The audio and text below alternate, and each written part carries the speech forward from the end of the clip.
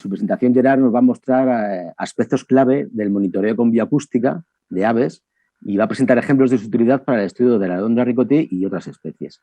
Gerard es el responsable del Grupo de Biología de la Conservación del Centro de Ciencia y Tecnología Forestal de Cataluña y su labor investigadora se ha centrado en el estudio de la ecología de aves en zonas agrícolas, principalmente aves esteparias, así como las interacciones entre la agricultura y estas comunidades.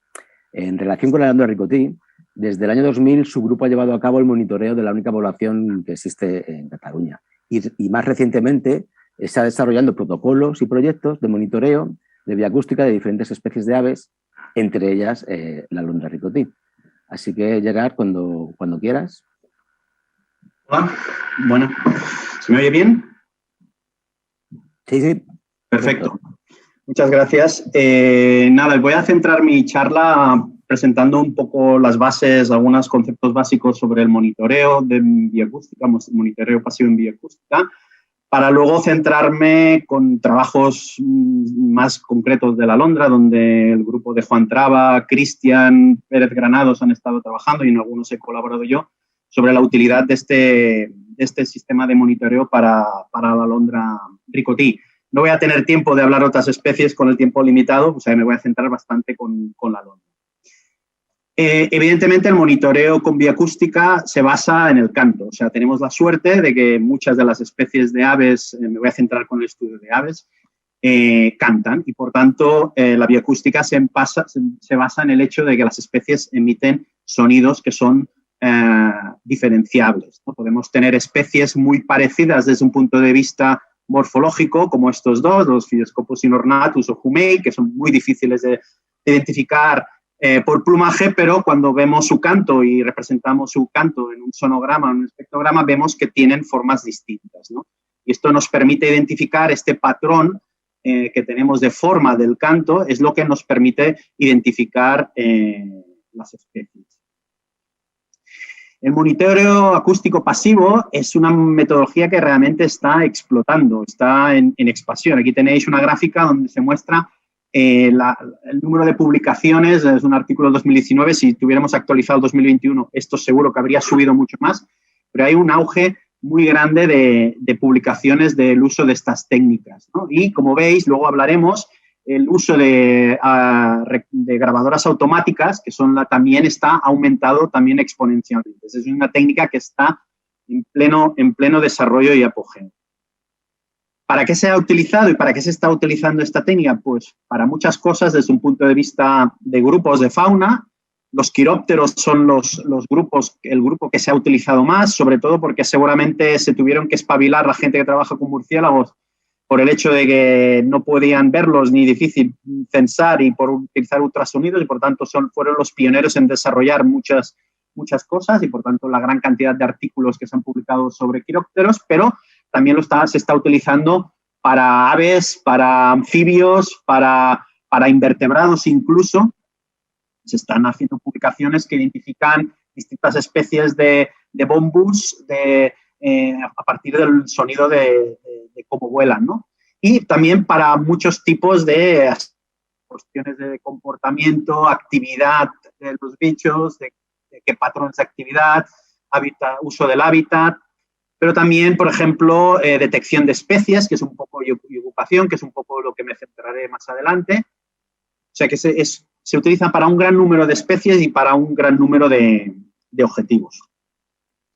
¿Cuál es el esquema básico de un monitoreo acústico pasivo? Pues básicamente tenemos que contar con una especie, en este caso un ave, que emite un sonido, evidentemente, que canta, que produce un sonido, esa es la base, si no, cuando no cantan ni hacen sonido no las podemos detectar, donde en las zonas donde queremos estudiar esta ave diseñamos un protocolo donde ponemos lo que le llamamos un Autonomous Recording Unit, que luego explicaré, una grabadora de sonido, ¿vale?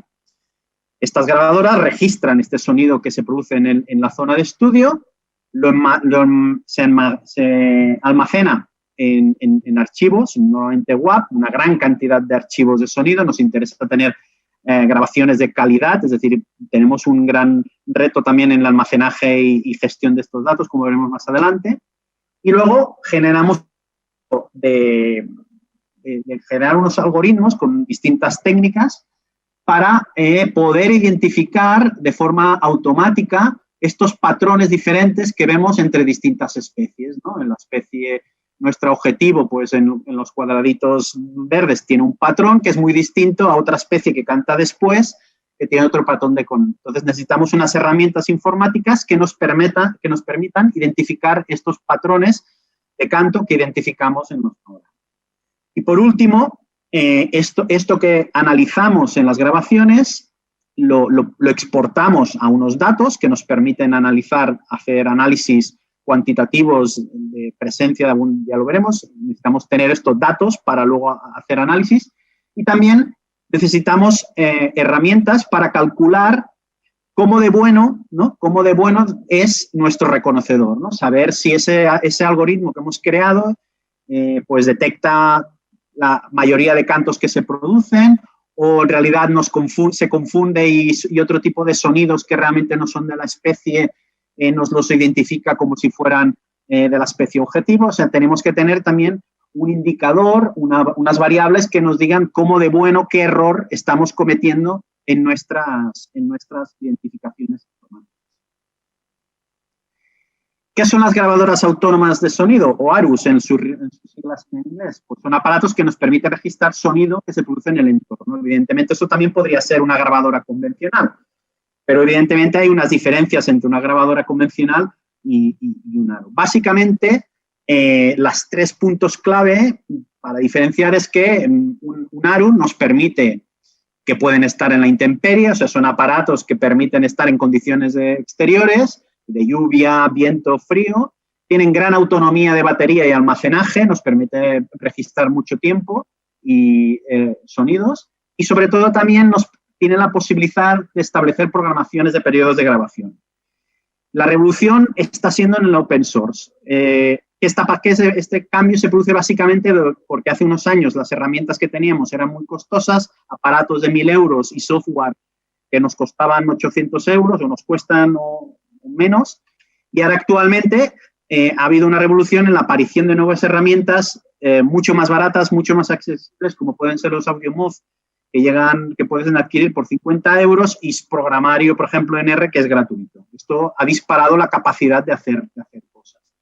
¿Cuáles son las fortalezas y debilidades y oportunidades del monitoreo acústico pasivo? Es útil para un gran número de especies, aves, quirópteros, pero también incluso peces. Están empezando a hacer cosas en peces, insectos, mamíferos, sanuros. Permiten realizar medidas repetidas y continuas a lo largo del tiempo, ahorrando tiempo y dinero. Podemos tener aparatos que simulan gente, están mucho tiempo ahí escuchando. No producen molestias a la fauna, los dejamos ahí y nos vamos, y por tanto no hay un efecto de la presencia en la actividad de los animales. Se pueden colocar en lugares remotos y muestrear en horas nocturnas. Tú puedes ir un día a una zona inaccesible, dejar los aparatos y volverte. No tienes que ir cada día a mandar a alguien que haga estaciones de escucha. El sesgo del observador en los resultados se reduce porque en realidad puede haber efectos de los aquí. Si son los mismos aparatos y utilizas el mismo algoritmo, pues en principio hay menos sesgo.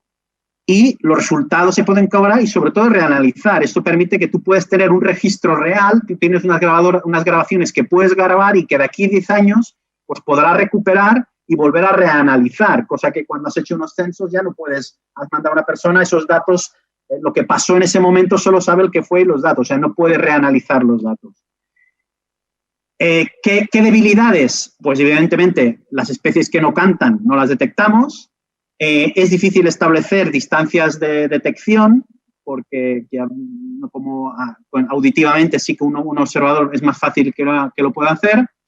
Es aún necesario desarrollar mejores protocolos de monitoreo y estimas de abundancia. Es necesario disponer de mucho espacio de almacenaje de estas grabaciones y capacidad y tiempo de cálculo para gestionar muchos datos, para correr los reconocedores. Y el desarrollo de reconocedores automáticos aún no está totalmente desarrollado para un uso sencillo a nivel de usuario. O sea, es el reto ahora mismo y las herramientas aún pues, pueden ser complejas. Y oportunidades. La tecnología avanza muy rápidamente, se reducen costes y se mejoran las prestaciones cada día. Los sistemas de reconocimiento están avanzando rápidamente. permite registrar no solo los sonidos de las especies objetivo, es decir, tú cuando grabas, lo grabas todo, tú puedes utilizar la grabación para estudiar una especie, pero luego con esas mismas grabaciones te puedes plantear otras preguntas para otras especies. Y la ciencia ciudadana ligada a plataformas online, donde se puedan subir grabaciones y haya programario en la nube para identificar, pues es un campo con mucho potencial que, por ejemplo, ya se está desarrollando en países como Inglaterra. Voy a centrar ahora dar ejemplos con la Ricotí. La Ricotí, ¿por qué es una buena candidata para trabajar con monitoreo acústico? Porque es una especie de canto característico y territorial. Es difícil de observar, como todos sabemos, y por tanto, básicamente, cuando vamos al campo la detectamos por el canto. Tiene momentos de actividad nocturna y crepuscular que hace complicado a veces el trabajo de campo, lo hace más duro y con un periodo de tiempo muy cortito, o sea, tenemos periodos de tiempo muy cortitos de máxima actividad para la especie.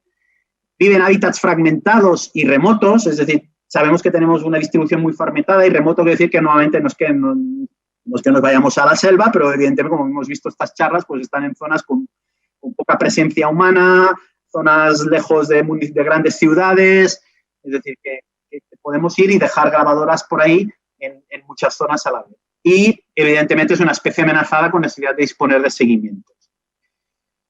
Para esta especie, como todo, el diseño del monitoreo es un tema clave y, evidentemente, una de las primeras cosas que podemos empezar a trabajar es el radio de detección de la especie. ¿Cuánto somos capaces de detectar con los reconocedores? Pues aquí hicimos un trabajo liderado por Cristian, analizando con grabaciones emitidas desde grabadores y con distintos aparatos, y vimos que evidentemente hay un efecto de la distancia, como más lejos se emite el sonido, menos detectamos, pero también hay una variabilidad muy importante en la distancia de detección dependiendo de la grabadora automática que utilicemos. Por tanto, eso es importante también establecer protocolos donde el tipo de grabadora que utilizamos sea el mismo y que lo hagamos de alguna manera testado.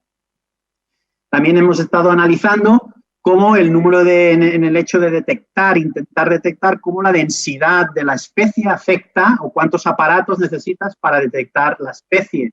En este caso de Alondra ricotí, pues hemos estado también trabajando y hemos visto que el número, como una cosa obvia, que el número de aparatos que necesarios para detectar la Alondra ricotí también depende totalmente de la densidad de población. Es decir, cuanto menos individuos hay, individuos de 0, un individuo cada 10 hectáreas, pues necesitamos, como hay pocos, la probabilidad que un grabador que tenemos en la zona detecte el canto, necesitamos más aparatos por unidad de superficie para poder detectar la presencia de la especie. Es decir, tener una información a priori de qué podemos encontrar es importante para saber cuántos aparatos ponemos en el campo. Un ejemplo muy, muy, muy bonito del uso, también publicado en Ardea, pues se seleccionaron, por ejemplo, 49 manchas de hábitat potencial de la Alondra ricotí en más de 20 hectáreas, donde a priori no se conocía la presencia de esta especie. En cada una de estas manchas se colocó 2 días una grabadora y se dejó grabando 60 minutos y vimos cómo en un 16% de las grabadoras pues, detectamos la presencia de la especie y en el otro pues fueron negativos. Se fueron a muestrear estas 7 que habíamos detectado a priori positivas y se pudieron detectar pues 34 se estimaron 34 individuos en estas poblaciones no conocidas. Por otro lado, se fue a buscar en las 15 localidades donde no se había detectado nada con los ARUS y, evidentemente, al ir ahí y hacer la estación convencional, no se detectó ninguna ricotí. El esfuerzo para mostrar estas 49 localidades en persona día, pues si fuéramos mandado una persona cada zona, serían teóricamente 49 días, pero en cambio la combinación de estas dos, es decir, ir primero, colocar y analizar dónde hay y solo ir a las positivas para ver cuántos hay, pues el trabajo de campo se redució solo a 14 días. También podemos estimar abundancia con las alondras, pues, y podemos tener varios métodos, como puede ser el índice de actividad vocal o el Vocal Activity Rate, que es una relación entre el número de cantos por unidad de tiempo. Y se asume que este índice es denso dependiente y, por lo tanto, el número de cantos detectados puede ser utilizado para estimar el número de ejemplares alrededor de un árbol. Ventajas, es fácil y rápido, permite estimas de especies determinadas, en este caso, por ejemplo, de la alondra, pero En este caso necesitamos sobre todo establecer las relaciones entre esa cantidad de número de cantos por unidad de tiempo que detectamos en una zona y la abundancia en las poblaciones. Tenemos que tener zonas donde hemos hecho censos específicos. Esto parece ser que en Alondra Ricotí, en dos trabajos distintos, parece que funciona, que es un buen indicador, al menos a nivel de tener información aproximada de cuál es la abundancia. Ya veremos que puede haber, pero que, por ejemplo, necesitamos un esfuerzo importante para establecer y reducir este coeficiente de variación en el índice de actividad vocal. Otra manera de estimar un poco una otra aproximación parecida es saber, en lugar de relacionar cuántos cantos por unidad de tiempo en relación a la población que hay, es decir, vamos a asumir que una especie tiene una tasa de canto más o menos media que conocemos. Y esa tasa de cambio media por individuo la dividimos por el número total de cantos que tenemos en una población. Por eso nos podría dar información de cuántos individuos hay en una población. Como creo que voy justo de tiempo, hemos visto que esta aproximación también responde, es decir, que hay una relación positiva entre el número de machos estimados y la abundancia real de alondras utilizando este método del Q-counting, pero también se ha visto de que esta relación depende mucho de cómo calculamos esta tasa de cambio individual de cada uno de los ejemplares. Ya para concluir, un poco a nivel de conclusiones, y en el caso de la alondra, pues creemos que es un método eficiente para explorar y determinar la presencia en poblaciones muy pequeñas o zonas potenciales. Las estimas de abundancia se pueden estimar, pero aún están sujetas a errores en relación al número absoluto de individuos respecto a los métodos de censo tradicional que hemos estado haciendo hasta ahora. Pero también tiene la ventaja de, aunque no podamos estimar exactamente cuántos hay, tenemos una información, sí que estas estimas, el hecho de tener una metodología, unos protocolos comunes y estándares que se tienen que decir, permitiría que puedan ser comparables a lo largo del tiempo y entre poblaciones, que eso es muy importante también para tener sistemas de monitoreo de tendencias a medio y largo plazo a gran escala. Y ya por último, pues lanzar la idea de que la tecnología, lo que hemos dicho, avanza muy rápidamente y que todas estas técnicas pueden tener incluso un potencial muy grande para el monitoreo a gran escala utilizando ciencia ciudadana. Podríamos repartir grabadoras de sonido de estas baratas a voluntarios que las pusieran en zonas potenciales para Alondra Ricotí y poder tener unas estaciones de muestreo fijas y podríamos tener un sistema de seguimiento de la alondra a medio y largo plazo a un coste a nivel de eficiencia de tiempo importante. Bueno, menor que llevar mucha gente al campo. Y nada, muchas gracias por la atención y estoy abierto a cualquier pregunta. Muchas gracias. Muchas gracias a ti, Gerard. Yo creo que nos ha quedado muy claro, además, esta contraposición entre lo que nos ofrece este sistema y lo que todavía no podemos alcanzar con él. O sea, quiero decir, todavía no se ha acabado el trabajo para los biólogos de campo, ¿no? De que vas haciendo transectos a de 50 ricotis y una cepa, porque parece que todavía eso no podemos hacerlo ahora mismo con las grabadoras. No es fácil por el momento. Podemos tener información de abundancia, o sea, y que los resultados, pero no números, seguramente hay un error de números exactos de número de individuos que hay en una determinada, porque se mueven, claro. Hay factores que pueden influir, pero por otro lado le veo la ventaja en el hecho de que esto podría, para tener seguimientos a largo plazo con muchas poblaciones, seguramente para tendencias puede ser incluso más interesante que tener que ir, yo qué sé, movilizar cada 10 años para un censo nacional, que es muy costoso, bueno, que te pierdes muchas cosas entre medio, ¿no? Y poder tener un sistema donde pudiéramos tener un sistema de grabadoras automáticas nos permitiría quizás, sobre todo porque sí que luego esos datos que son más comparables, sacar tendencias a lo largo del tiempo en determinadas zonas, ¿no? Con un protocolo estandarizado. Y eso también le veo, una de las cosas que le veo potencial. Sí, nos comenta también Juan Traba, hace un comentario sobre que, vistos desde fuera, para los que no han utilizado nunca estos sistemas, que puede parecer más fácil de lo que es Coloco la grabadora, voy a descargar los datos, me voy al ordenador y ya me han dicho cuántos bits. No es tan sencillo, o sea No. Hay un reto para la parte, o sea, ahora el reto está o sea, ahora no hay problema ni costes para obtener grabaciones, sonido. Ahora el reto en tiempo y eso es el post-tratamiento de toda esta cantidad ingente de información que se puede llegar a recopilar con las grabaciones. Es decir, ese es el reto, que como debilidades, ¿no? El tema de los reconocedores no es una cosa totalmente fácil, porque si al final no puedes utilizar estas técnicas, tienes que tener a alguien escuchando con unos auriculares las grabaciones, pues tampoco tiene, o sea que es como todo, es una tecnología que las tecnologías como todo se tiene que coger o sea, no lo solucionan todo, es decir, tenemos que ver muy bien cuáles son sus oportunidades y sus debilidades y aplicarlas en el contexto donde nos ofrecen un valor añadido, es decir, no podemos mandarlo todo, sino que lo importante es saber qué queremos, qué preguntas nos hacemos y cómo esa tecnología, con sus fortalezas y debilidades, nos puede dar una respuesta más ajustada a lo que queremos, ¿no? O sea, ese es el... Muy bien.